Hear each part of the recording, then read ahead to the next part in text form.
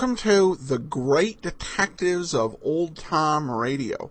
From Boise, Idaho, this is your host, Adam Graham. If you have a comment, email it to me, box13@greatdetectives.net. Follow us on Twitter at Radio Detectives and become one of our friends on Facebook, facebook.com/Radio Detectives. Well, today's show begins with a special birthday wish, not completely related to the program, but ties into another show I do, but also just a general cultural note. Today in 1938, Action Comics #1 was published, introducing Superman. So a happy birthday to Superman and that character who's continued to endure since the Golden Age. I do want to encourage you, if you like, you can enjoy my old-time Radio Superman podcast over at laserandsword.com. Now, before we get into today's episode of yours truly, Johnny Dollar, I do want to encourage you, as you make your travel plans, remember to go to JohnnyDollarAir.com. It's really a simple way to support the program. When you travel, just search JohnnyDollarAir.com first. If you get either one of their published specials or one of their name-your-own-price deals on an airline ticket, a hotel, vacation package, part of your purchase price goes to support the show. So when you're planning your travel, remember JohnnyDollarAir.com. Now, let's get into today's episode. It's time for The Cronin Matter, Part 5, and coming up later, a new Carter Brown story. From Hollywood, it's time now for... Johnny Dollar. Dr. Bigby here. Dr. Bigby, I'm asking you for the second time now to come out to the Cronin place. I told you last night, Mr. Dollar. The circumstances are different now, a lot different. We don't need a doctor. We need a coroner. A coroner? Where are you calling from? The operator told me the phone out there was out of order. It is. I'm at a forestry station a mile down the road. Jason Prell cut the wires last night before he was killed. Jason killed? Shot to death during the storm. So that's how he ended up. It took a long time, but everything finally comes home. Yes, Mrs. Cronin said the same thing an hour or so before she died. Dolly, too. Her heart, Mr. Dollar? In a way, maybe. The dancing darling. Finally at rest. She... What do you mean, in a way? Dr. Bigby, Mrs. Cronin was murdered.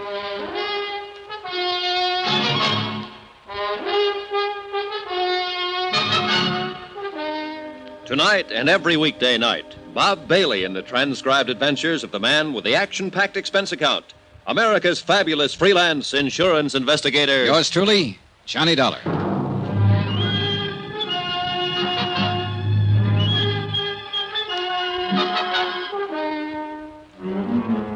From Special Investigator Johnny Dollar at the Cronin Estate, Wells Falls, New York, to the Home Office, Surety Mutual and Trust Company, Hartford, Connecticut. Assignment, The Cronin Matter. Expense account, final page. Item 13, 10 cents. A half pack of cigarettes I left with a farmer who gave me a lift back from the forestry station. The price of my own feelings at the moment would have been lower. About 8 cents lower, in fact. I brewed another pot of coffee and sat down to wait for Bigby. But this time I laced the coffee with brandy. The sun was up by then, clear of the horizon, bringing a bright new morning and a brand new day.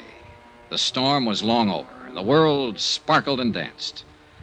But too much of the night was still with me, and the past still too much alive.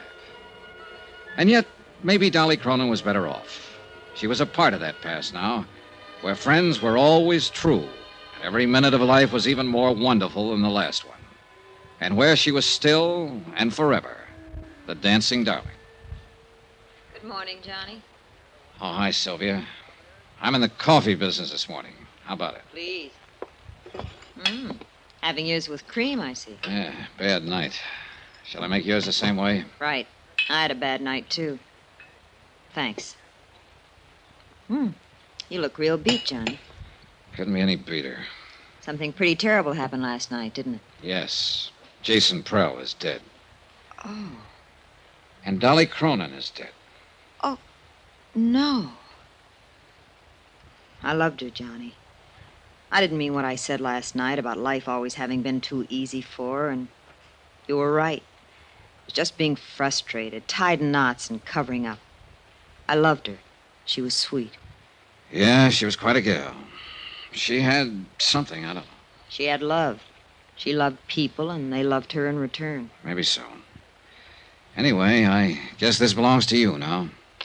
The necklace? The circle of fire? What do you mean it belongs to me? She made a will last night. I witnessed it. She left the necklace to you. I just can't believe it. Johnny, can I put it on? Why not? It's yours. She wanted you to have it. You look good in it. I just can't believe it, Johnny. Well, before you get carried away too far, maybe you'd better brace yourself. Oh, it's not mine after all. Oh, it's yours, all right. But it's not real. What? It's a good copy, worth maybe $400 or $500, but that's all. Well, I don't understand. It's so well known. The circle of fire. It's been written up over and over. Yeah, from old records. But nobody's really examined it for years, since before Barnaby Cronin died. It's been locked up in a bank vault until I took it out. Was there ever a real one? Yes, originally.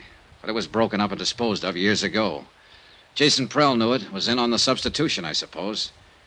That's why he was so desperate to steal it from me and get rid of it before I found out it was a copy. He knew that if that deal came to light, it would call attention to some of his other activities, worse ones. What do you mean? Prell had complete charge of Mrs. Cronin's estate. He told me it was worth practically nothing. But according to records I saw in New York, it amounted to over $1 million in the beginning. He was stealing her blind all these years. Oh, it was easy. She was alone in the world, knew nothing about business. She trusted him, thought he was her friend. She trusted everybody, much too much. Well, she sure trusted the wrong ones, including her husband. Barnaby? Sure. What do you think disposed of the necklace and slipped her a copy after making such a big deal out of his fabulous wedding gift? A phony. And she worshipped him. The king. In her book, the man who could do no wrong. Well, in the business book, he didn't do much else but wrong. According to the records, most of his deals were pretty shady. Especially after he and Prell teamed up. Yes, Miss Atherton? Dr. Bigby is here to see you. All right, show him in. Mr. Dollar, I wouldn't believe too much of what he says. He's a chronic drunk. Yes, I remember you telling me. Show him in. Yes, sir. Well, I was just thinking, Johnny. Mrs. Cronin didn't know any of this, I assume. no, she was safe in her dream world. And she thought she was giving me the real necklace. That's right. It's crazy. And kind of wonderful, isn't it? Just like that, she gave me something she thought was worth $500,000. Just because I was nice to her and liked her. You know something, Johnny? What? I'm just as glad it is a copy. It's beautiful, and I love wearing it. I'd have been scared of the real one. And I'll always remember that, like that dream world of hers, she thought it was real. One more question left, but a big one. The question of murder. And I already had the answer, I was sure of it. And I knew there was nothing I could do about it. Dr. Bigby was a man under 60, but he looked years older, a harried man, tired and worn. He sat down for a moment and we talked. And I began to realize that here was another man who'd been under Dolly Cronin's spell, and who was shocked and hurt by her dying. It was a remarkable thing and a difficult one to explain, Mr. Dollar. Like many another, I suppose, I often wondered why I felt the way I did about her. It was a sort of magic she had. Yeah, I know. Even as a girl here in the village, she had that same power and had it without knowing it. Everybody loved her. No, not quite everybody. At least one person didn't. Yes, you mentioned on the phone the word murder. That's right, Dr. Bigby. Who killed her? A man we can't touch because he's already dead. Jason Prell. Well, he's done about everything else, I guess. I wouldn't put it past him. What do you base it on, Mr. Dollar? A bottle of pills. Prell supposedly went to Tupper's Lake last night and got a prescription filled for Mrs. Cronin. She took some of it this morning, an hour and a half before she died. There it is. I'd seen the bottle on the train coming up with a few tablets left on the same prescription. And these are different. Well, you're right on one count, Mr. Dollar. Those aren't what the prescription calls for. What do you mean, one count? I talked to the druggist at Tupper's Lake on the phone last night. He told me about Jason being in. All right, it still stands. He had the prescription filled and then changed the tablets, substituted these. It's possible. Would you happen to know what they are without having them analyzed? I've got a pretty good idea, but I'll wait until I've examined her before I'll say positively. Mr. Dollar, I'd like to explain why I wouldn't come out when you called me last night. Yeah, I wish you would. I'd been drinking. So I gathered. I'd been drinking that other time, too, and I'd made a mistake. I didn't want to make another one. Just what do you mean? When Barnaby Cronin died here, I signed the death certificate. Yes, I know. I hadn't treated him. He was dead when I came out. I called it a heart attack. I was drunk, and I was wrong. Barnaby was poisoned. Go on. I didn't suspect it until later, and then I was afraid to do anything about it. I'd signed that certificate, and I knew it would break me. So I kept still, and I consoled myself with drink. And finally, it broke me. So the same end result was achieved. Look, Dr. Bigby, if Barnaby Cronin was here alone, then how was he poisoned? Alone? He wasn't alone when he died. She was here with him. Mrs. Cronin? Of course not. Why do you think he was always making trips up here, always by himself? I didn't know he was. For years, every week or two, the whole village knew about it. She was here with him that night. She's the one who called me, asked me to protect her good name. She's the one who poisoned him. And now she's had another try with the same poison. But why? Ask her why. Ring for her and ask her. That won't be necessary. Well, I'll go on up and make my examination. Well, Miss Atherton, I'm asking, why? He was planning to break off our relation. He told me that night. She'd finally won. That silly little fool had finally won. But I didn't let her win. I killed him. You're confessing to murder, you know. It doesn't matter now. I've accomplished everything I meant to accomplish. So it was you who changed the tablets in her prescription bottle and substituted the poison. Of course. It was so easy. For once in my life, things were just as easy for me as they'd always been for her. Will you have the sheriff come out, Mr. Dollar? I'd like to make my confession.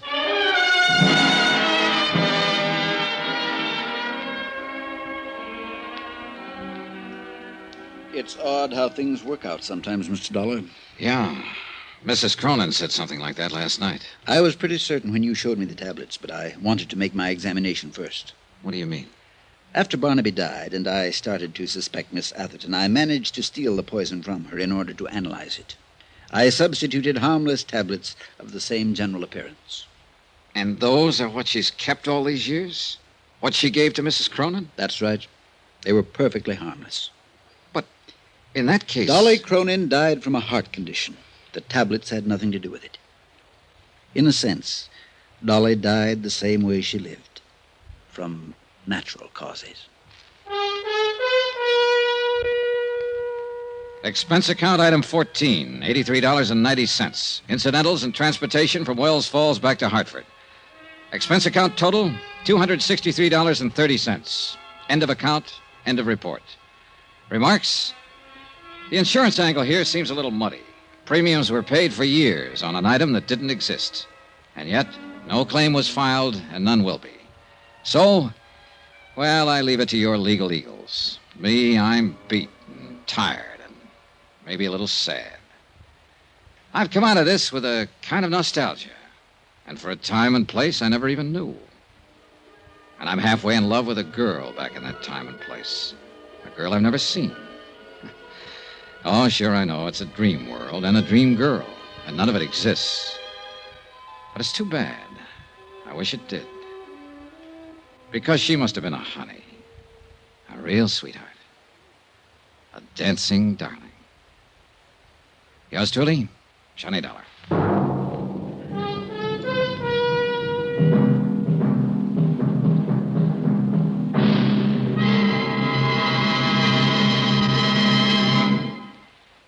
Remember, please, there'll be a new exciting story on Johnny Dollar beginning next Monday. Next week, the story of a man worth $50,000 who didn't have a cent to his name. Join us, won't you? Yours truly, Johnny Dollar.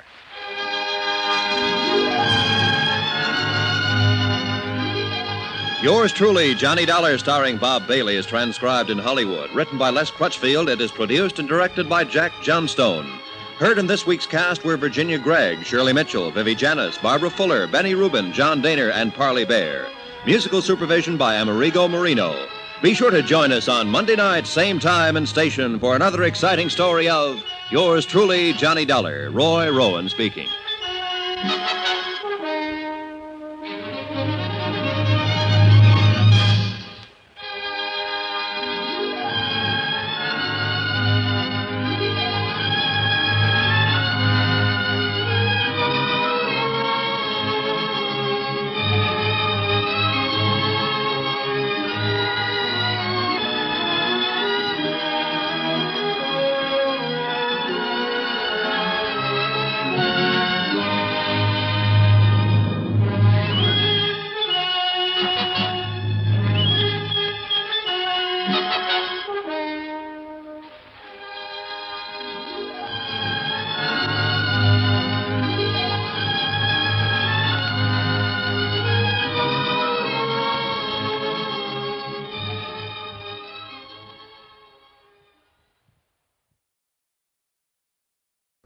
Welcome back.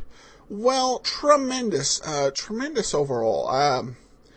I've said a lot about Bailey's performance in this one. I will say just the way it ended was very poignant. And in some ways, it's something that we can relate to as fans of older radio programs. It's not so much the mysteries. I don't know if I'd want to end up more than once in Sam Spade's office or something like that. Has kind of a high mortality rate. But certainly there are some performances and places and people. You think of places like River's End from Dr. Christian, or Pine Ridge from Lum and Abner, and the amazing talent of so many of these people and their personas. Gracie Allen, Bob Hope, Gordon McCrae, so many. And you can really relate in some ways to the closing monologue. Just really nicely done as a dramatic story. I will say, Johnny, after last week, Johnny is definitely getting into the habit of barking up the wrong tree, so better watch that.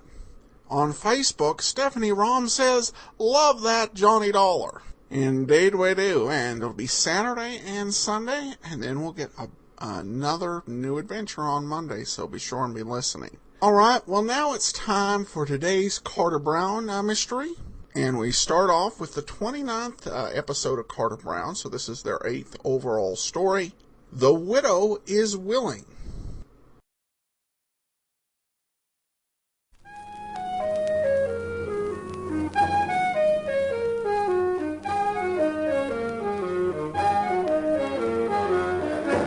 Carter Brown Mysteries.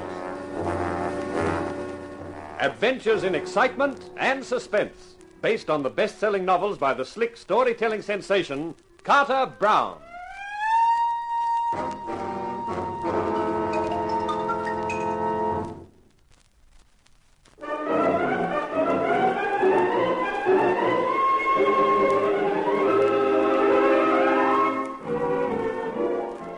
How do you do, ladies and gentlemen? This is Carter Brown with another of my stories for you, a venture which I call The Widow is Willing. It's the account of an insurance investigator named Mark Hunt, who finds himself marooned on a lonely island in the company of an assortment of characters, male and female, one of whom could be a murderer. For my money, I prefer being locked in a lonely room with a typewriter, but there's no accounting for tastes. Well, here's Mark Hunt and his story.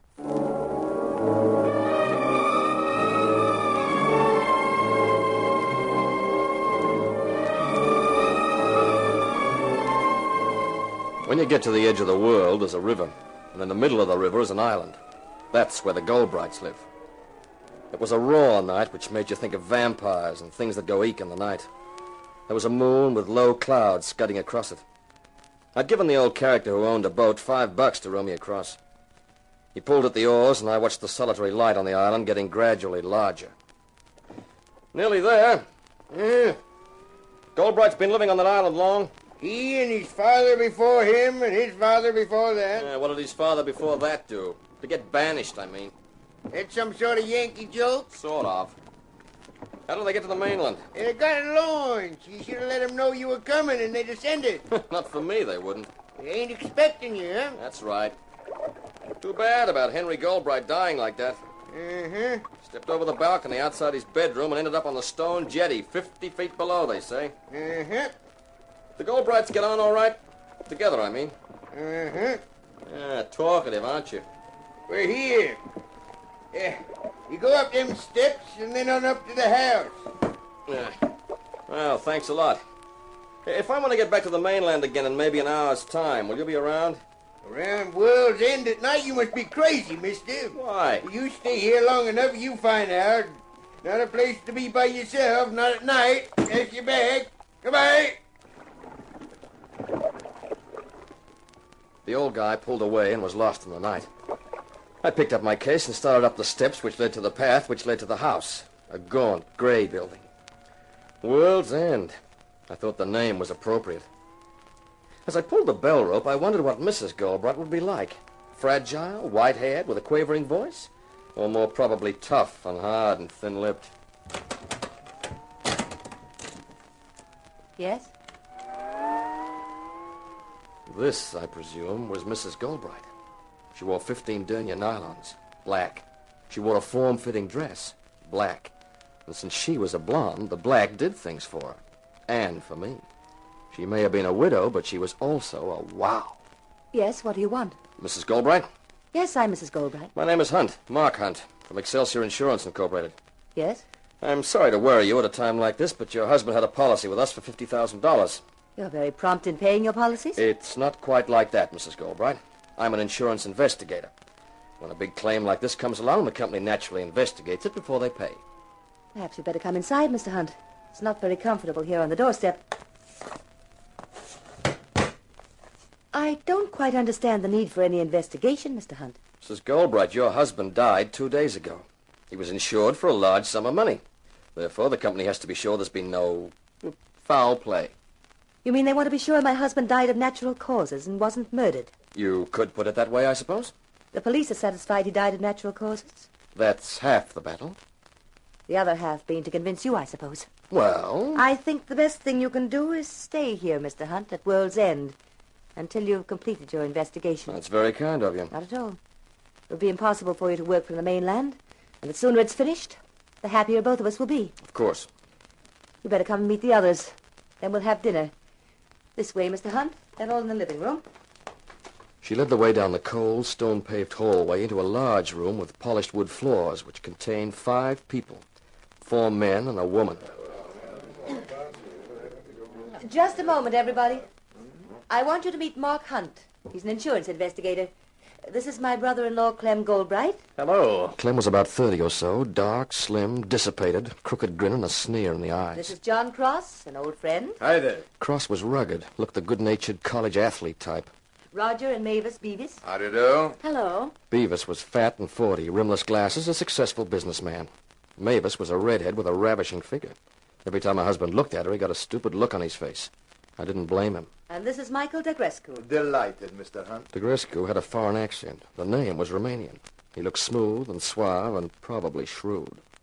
Well, now that you've all met, I'll do something about drinks. An insurance investigator, eh, Hunt? Checking on my brother's death? It's just routine, Mr. Goldbright, with any large claim. In other words, it's a case of did he fall or was he pushed? Clem, that's no way to talk in front of Lila. Why not? She probably gave 3 cheers when she found him on the jetty. We all know their marriage was a mistake. She made the mistake. She married him because she thought he'd spend all his money on her, and he didn't. Clem always puts things so beautifully.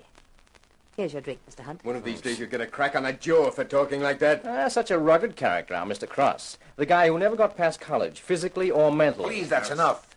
Mr. Hunt will think we're a bunch of lunatics. It must be an interesting career, Mr. Hunt, being an insurance investigator. It's just a job, Mrs. Beavis. Pretty ordinary most times. Sounds rather sordid to me. At least it's a job, Clem. Something you wouldn't know anything about. We each take life as we find it, Mavis. Me with my brains, you with your looks. Now, look here, Clem. Mavis married you for your dough, Roger boy. And we all know why you married Mavis. Oh, that's the gong for dinner. Let's move to the dining room, shall we? We got through the soup, the meat, the apple pie and cream without any more of the Bob comments. Then we adjourned back to the living room for coffee. While Mavis put on some records and the others organized a game of bridge, I found myself left with the Romanian Michael Degrescu. Are you interested in art, Mr. Hunt? One specific kind, sure. What kind is that? Leg art. Ah, you mean the cheesecake? Mm-hmm. I was referring to something else. Myself, I'm a collector of everything and anything that is beautiful, from women to paintings. The paintings in this room, for example, very fine. I offered Henry $100,000 for them. He refused. I'm hoping Lila will feel differently. Well, good luck. I think I will have it. It was a sin that a woman like Lila should have been tied to Henry. I hope to add her, too, to my collection of beautiful things. I got the impression that John Cross was in the running there. Puh, Cross. A moron with muscles. She will have more sense than that. What the...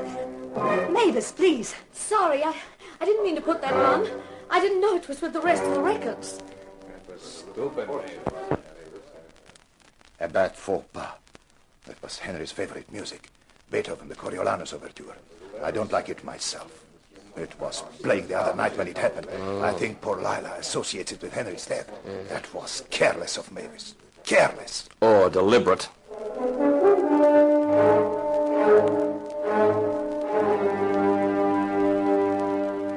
Everyone went to bed around 11. The room I'd been given was upstairs, overlooking the water. A sheer drop of 50 feet. It had started to rain, lashing against the window as though it was trying to break in. I was sitting having a last cigarette when there was a soft tap on the door. I opened it. Mrs. Goldbright stood there. I couldn't help thinking that Goldbright was a good description of her hair. Could I talk to you for a moment, Mr. Hunt? Sure, come in. Cigarette? Thank you.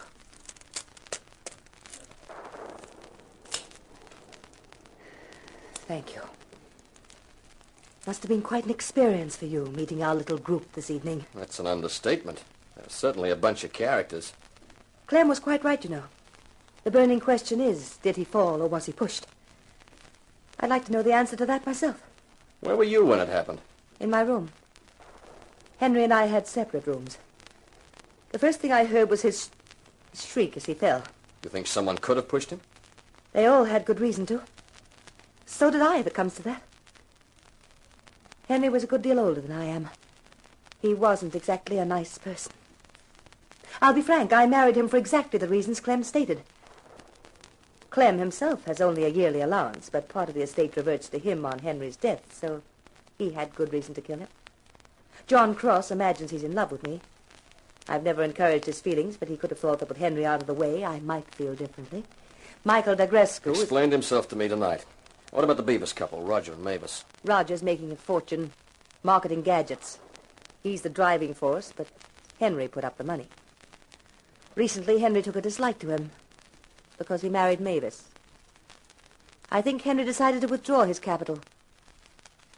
Roger has staked everything he has on a new project. I know that at this juncture, the withdrawal of Henry's capital would ruin him. So everyone had a good reason for wanting to see Henry die. Yes, including me. I had no love for Henry, and with his death, I'll presumably inherit his money.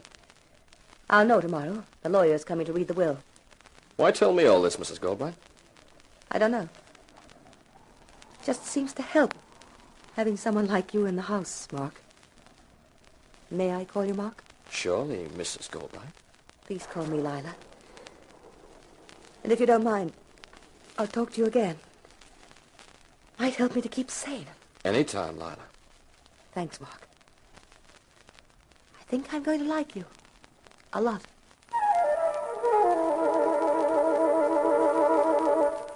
She left, and I turned in.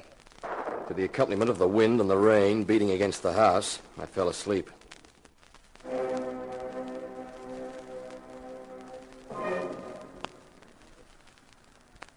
Suddenly, I was awake. Something coming from below, faintly from downstairs, had aroused me. The Beethoven music. It sounded eerie and terrifying in the night. There was something else, a voice, a whisper, weird and toneless in the room. You are the one who can help. Eternity is forever. Yet eternity can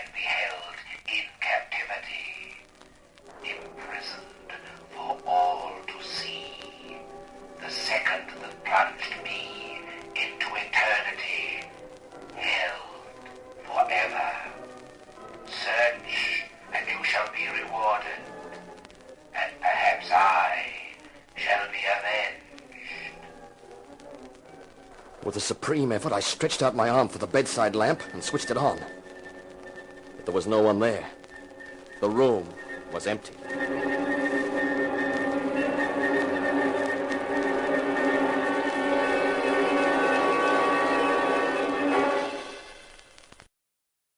Welcome back.